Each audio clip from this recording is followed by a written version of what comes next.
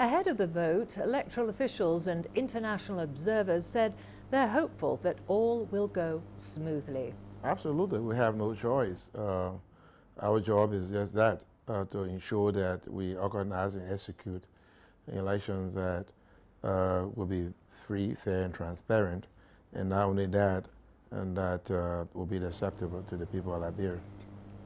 Well, let's get you a quick update on that story. I'm joined live from Monrovia by CGTN's Robert Nagila.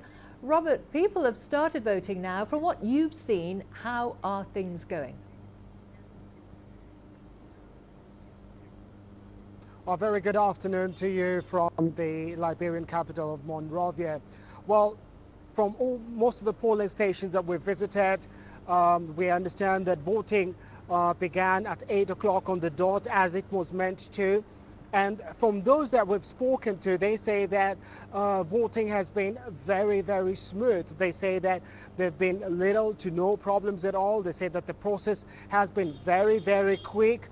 I hasten to add, however, that the lines we're experiencing, like what you can see behind me, are much, much smaller than what we witnessed in the October election in the first round. However, it's still early days yet. It's just gone past 10 o'clock local time here in the morning, and we still have a few more hours to go before polling stations shut their doors at 6 p.m. this evening. So it is expected that more people will begin to come out this afternoon. Remember, it's the Christmas break. There have been people celebrating the festivities and people who've been out of town as well. So for the moment, everything has been smooth. There have been one or two challenges, but this had been anticipated by the Electoral Commission.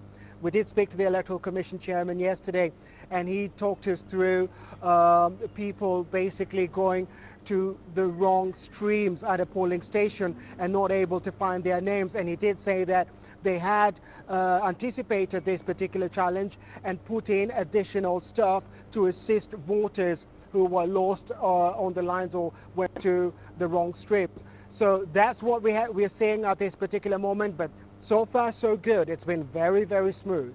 So no significant problems, Robert. What about the levels of security in the country during the vote? Is there a concern over possible unrest?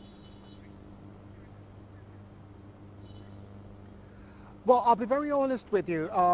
We've spoken to the police, the Electoral Commission again on matters of security. The Electoral Commission says that the numbers of security they asked to be deployed, especially at polling stations, to guard their officials, the electoral material, and also those who were voting were guaranteed by the police service here.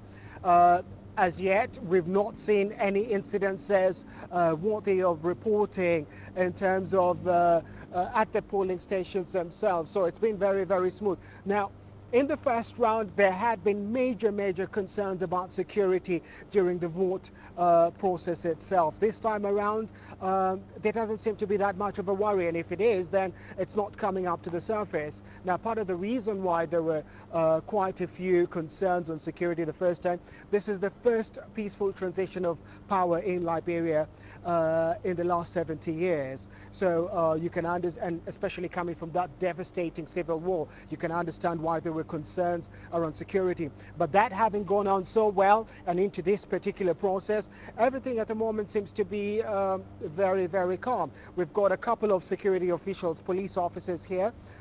We had a chat with them a short while ago.